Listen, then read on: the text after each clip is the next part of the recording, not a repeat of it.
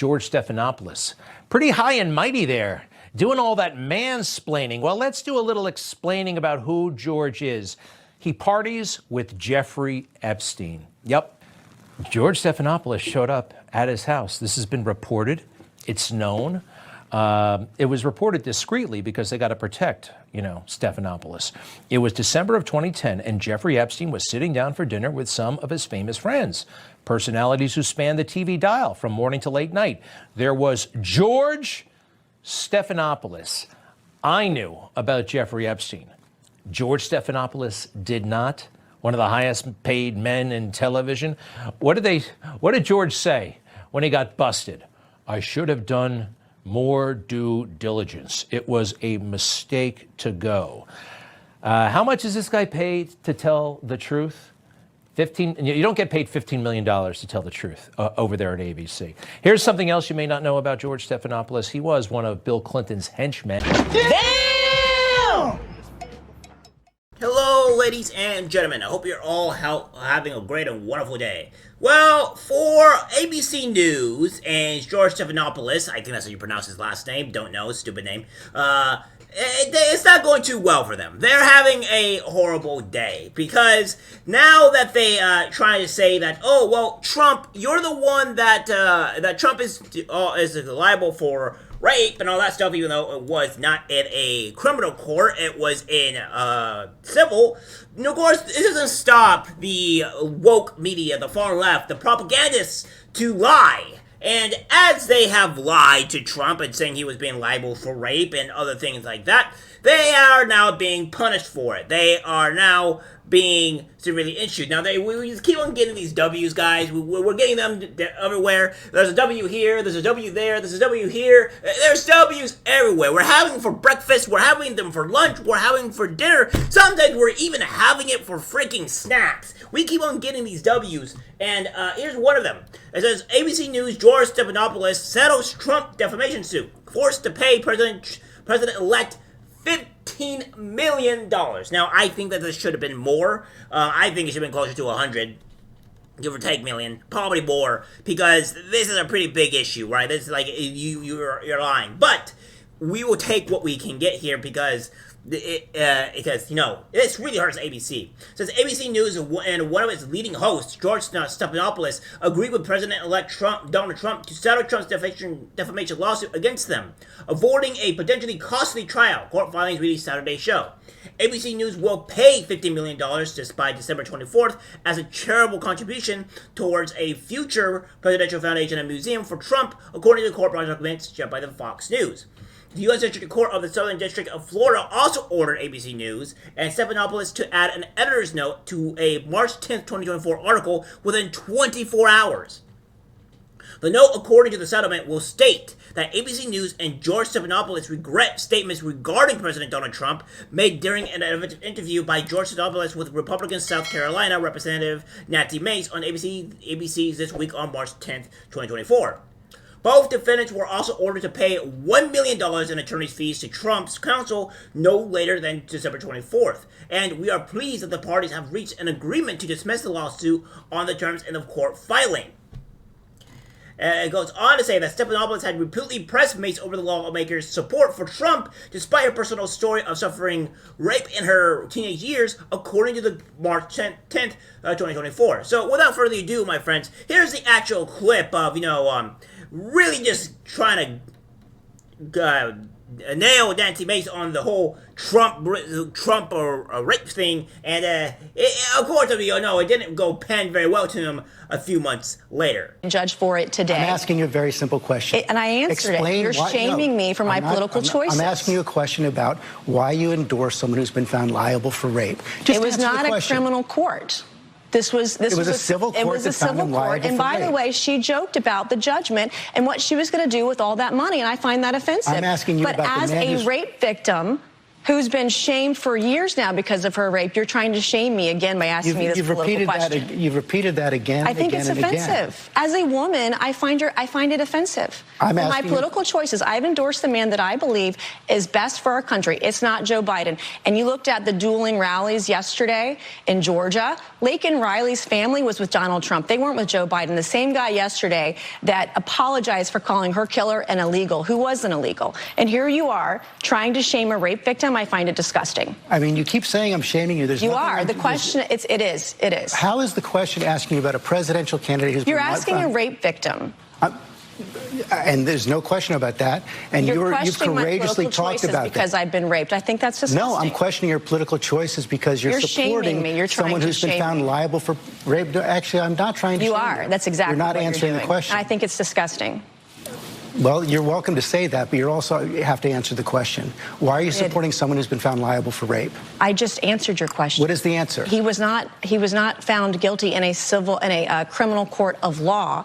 It was sexual abuse. It wasn't actually rape, by the way. And E. Jean Carroll joked about all the money she's going to get and made a mockery out of this case. And I think that's offensive. There's a reason why women don't come forward. And when you have someone who says that they're raped and they make a mockery out of this civil court judgment, it's offensive to other women. It makes it harder for other women to come forward when another woman has made a mockery of it. You said women don't come forward because they are afraid. They are afraid because they are defamed and shamed, by those like you're trying to shame me this morning. They are afraid to come forward, as you said, because they are defamed by those who commit the rape. That's what Donald Trump has been found guilty of doing. He defended himself over that and denies that it ever happened, but he was not found guilty in a criminal court of law. Yeah, so it's just not really great, right? So again, only one thing I want to say is that a lot of the women saying, well, women are shamed or judged for being as I don't think there's a lot of people that are really judging or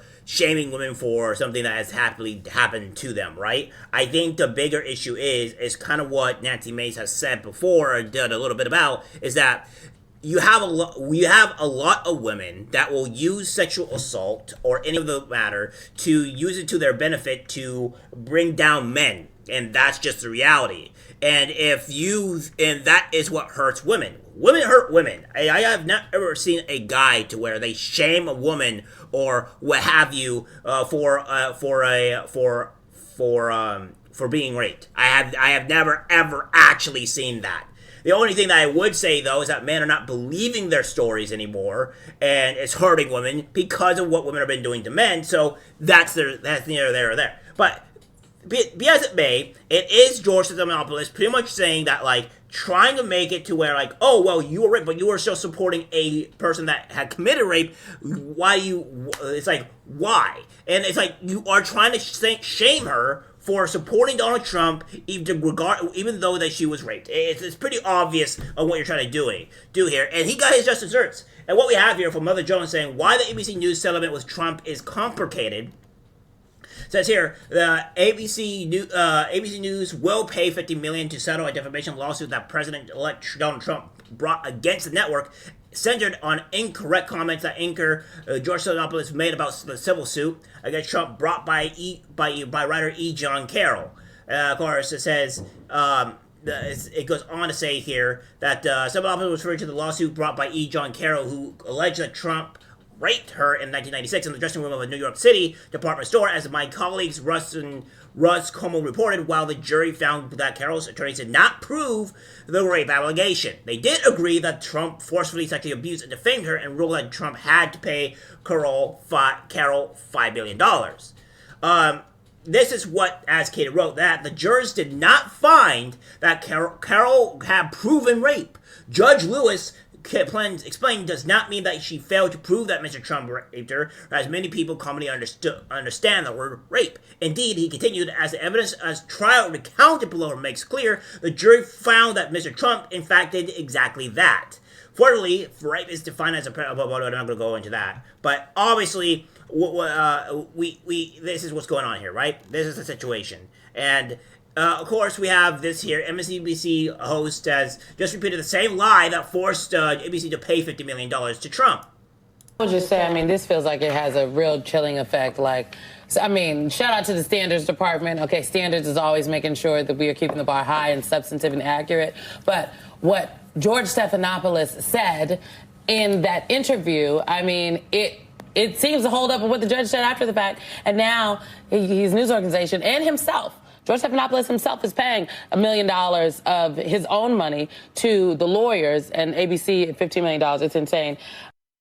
I would just say, I mean, yeah, so that's what she's saying here. Now, listen to what she has to say very briefly here. Understand what she's saying. So, here we go. Real chilling effect. Like, so, I mean, shout out to the standards department. Okay, standards is always making sure that we are keeping the bar high and substantive and accurate. But what George Stephanopoulos said in that interview, I mean, it seems to hold up with what the judge said after the fact. It seems to hold up after the judge said after the fact. Now, what we have here is that it's a flat-out lie. It goes here, it says that the jurors did not find that Carroll had proven rape. Regardless of what Judge Lewis or what he has said or opined or etc. on the matter, the jurors did not find Carroll had proven rape. So the jurors had said. So I don't know what else to tell you, but that's what the jurors had said. And then, of course, we have this here, our favorite people from CNN or ABC, pretty much with Brian Stelter and the hooligans. They have something to say about, the whole settlement thing. Just not the case. But I just feel, and I wonder how you feel about that aspect of all of this. I mean, to me, it seems this is a time for our industry to stand firm. And we're going to have a very important job to do. And that's not putting us on a pedestal or anything like that, but we're going to have a very important job to do because Trump is not going to change his ways when he gets back in the Oval Office. He's going to continue to say things that need to be fact-checked.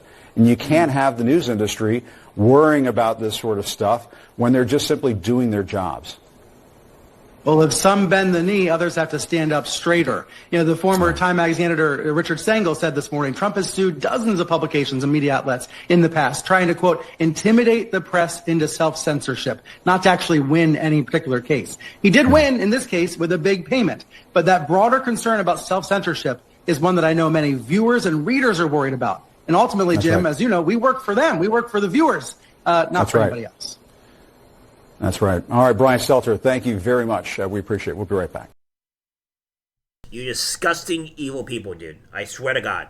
No, Trump is suing them for something that they lied about. This is not something that was true. This is not something that's a 100% statement. It is a false statement, and Trump is suing them, or has successfully sued them, and successfully won, by the way, when they lied about the whole thing. So, I don't know about you guys, but it's always something that you guys are doing that are trying to paint Trump as like the enemy, always the enemy, and you just refuse to acknowledge on what's wrong. And that's the disgusting part here. And I can't stand it. I hate these organizations, but luckily these organizations are collapsing. They're falling apart, and they're going to have to be doing layoffs after layoffs because nobody's watching them anymore. They're horrible organizations, and by the way, they're also CNN. I don't know about you, but I think maybe, just maybe, you should be careful because after those reports of you aiding, abetting pretty much a torturer or a Assad torturer, war criminal, and then faking that story with the whole with that whole situation there.